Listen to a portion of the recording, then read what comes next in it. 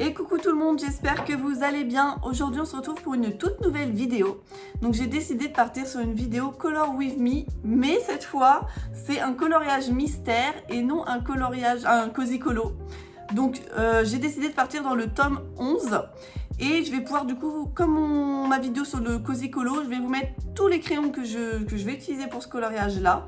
Donc j'ai décidé de partir dans le tome 11 sur ce coloriage là. Hop.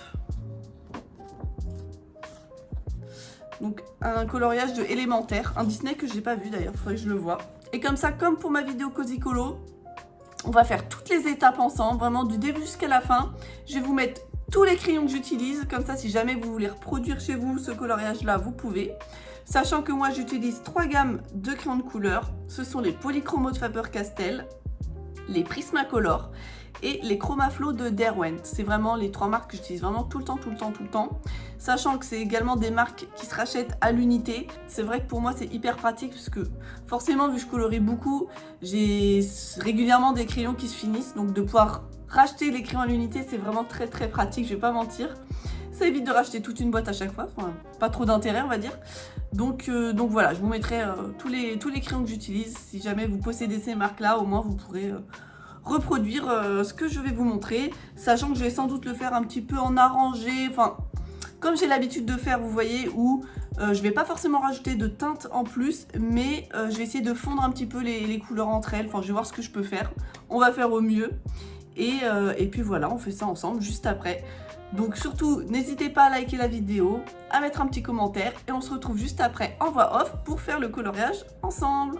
À tout de suite.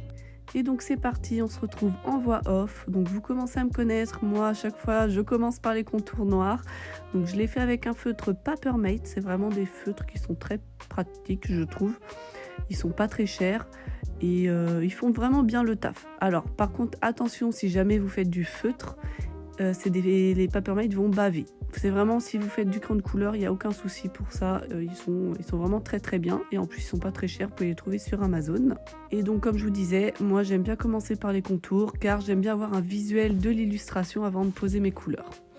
Ensuite, donc, on commence par les premiers combos. J'ai vraiment essayé de tout faire dans l'ordre, de prendre les chiffres un à un, les lettres, puis les symboles, pardon. Et je vous ai tout noté. Comme ça, si jamais vous voulez reprendre exactement le même code couleur, vous pouvez. Et donc, il faut savoir que moi, j'utilise quasiment 3 gammes de crayons de couleur.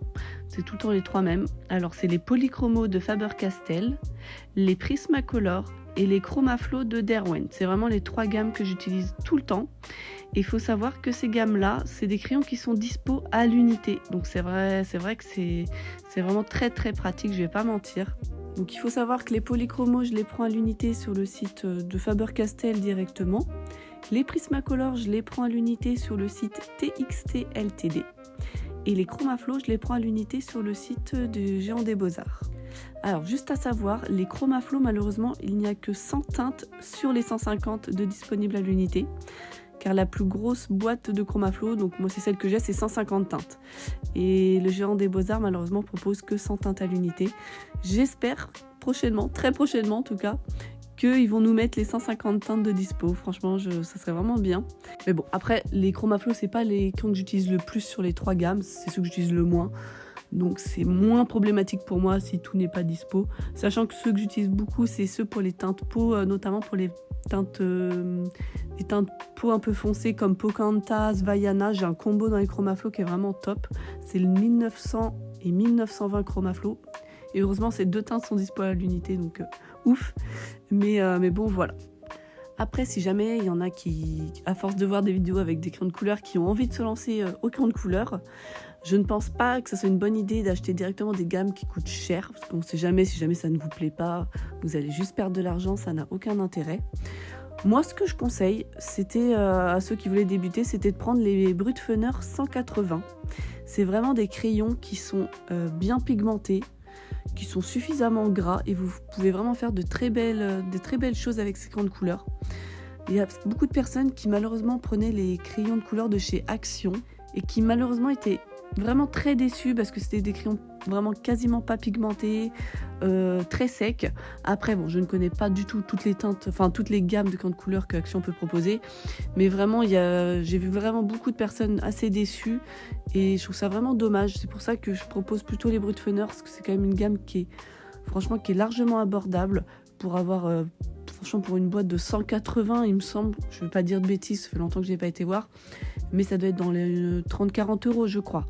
Donc franchement, pour 180 crayons, je trouve ça totalement honnête, et franchement, c'est vraiment des crayons très très bien pour débuter et pour découvrir le crayon de couleur, c'est vraiment le top. Après, il existe peut-être d'autres marques, je ne les connais pas toutes, hein, il y en a beaucoup. Mais voilà, si jamais vous voulez vous laisser tenter, n'hésitez pas à prendre les Brut Funner, c'est vraiment un bon compromis. Et vous allez pouvoir vous faire plaisir. Et puis si jamais vous découvrez une passion pour le crayon de couleur, bah, écoutez, pourquoi pas après, à l'avenir, investir dans des gammes un peu plus chères, où là, vous allez pouvoir retrouver des crayons disponibles à l'unité, si jamais vous faites beaucoup de coloriage au crayon de couleur. Je mettrai en description de la vidéo, du coup, mon lien Amazon où je mets tout le matériel que j'utilise. Si jamais ça vous intéresse, vous pouvez aller directement sur ce lien. Et j'ai également dessus les Brut Funner, si jamais, pareil, vous avez envie de tester. N'hésitez pas à cliquer sur ce lien. Et pour en revenir un petit peu au collage que je suis en train de faire, donc comme vous pouvez le voir, j'ai vraiment pris différentes gammes sur ce colo. Je suis partie sur les Poly, Prisma et Chroma. C'est vrai que maintenant, qu'avant, j'aimais pas prendre plusieurs gammes pour un même coloriage. J'aimais bien rester dans la même gamme. Je sais pas pourquoi, franchement. Je sais pas, dans ma tête, c'était un peu bloqué. Mais finalement, maintenant, je prends quasiment toutes mes gammes pour un coloriage. Ça me dérange plus du tout. Je pense qu'il y a beaucoup de personnes qui sont un peu comme ça, même pour le feutre, où je sais pas, vous faites un collage au feutre à eau, au Fibracolor.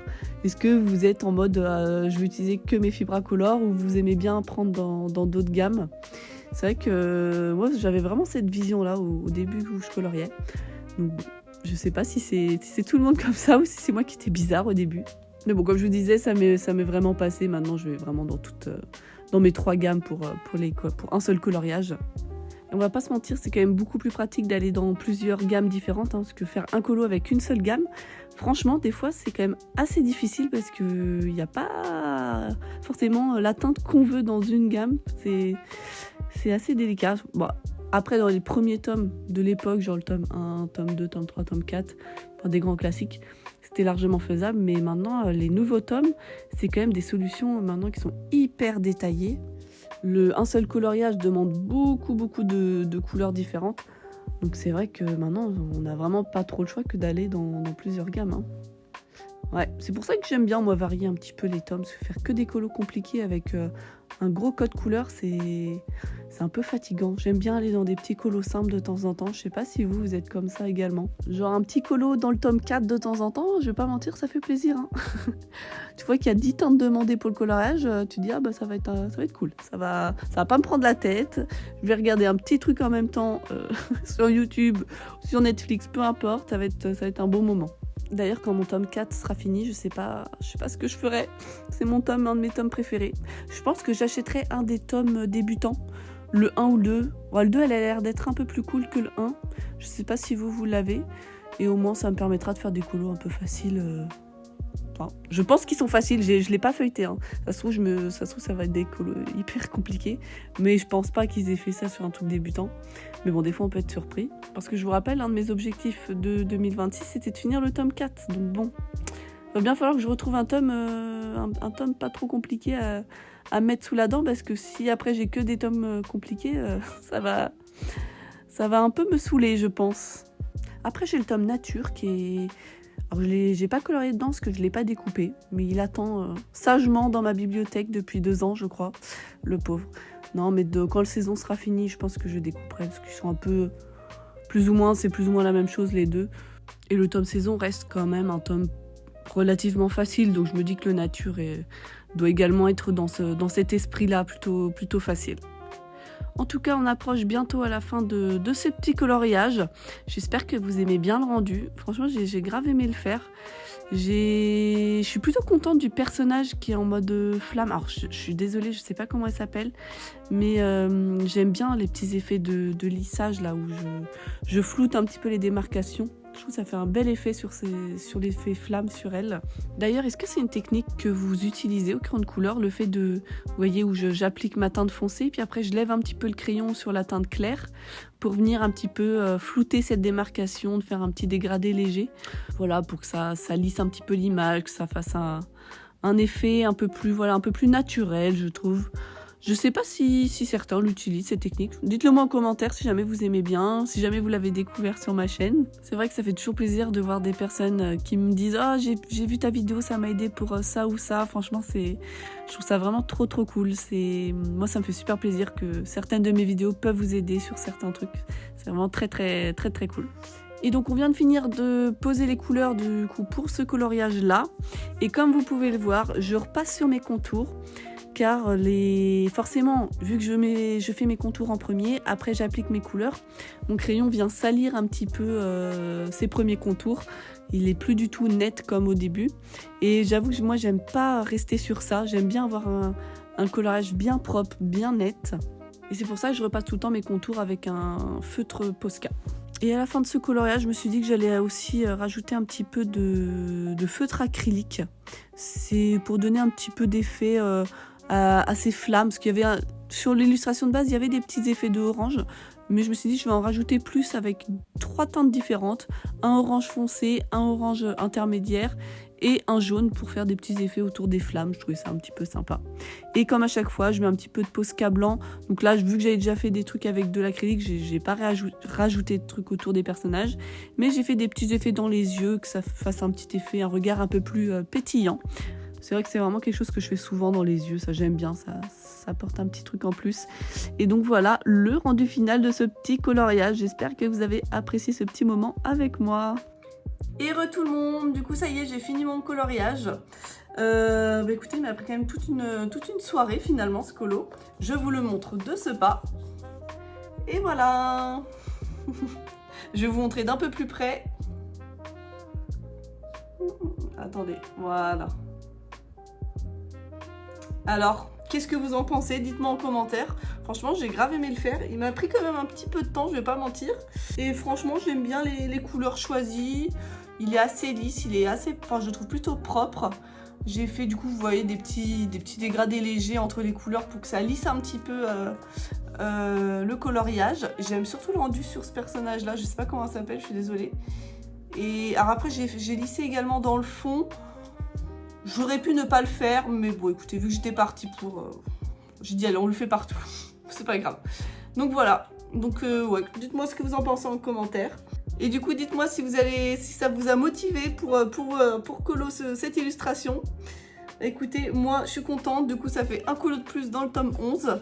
Car je vous rappelle, j'avais pour objectif de finir le tome 11 pour 2026. Donc, franchement...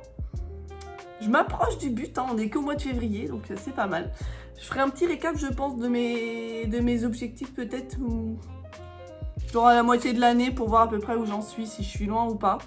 Et dans tous les cas, on se retrouve la semaine prochaine pour une nouvelle vidéo.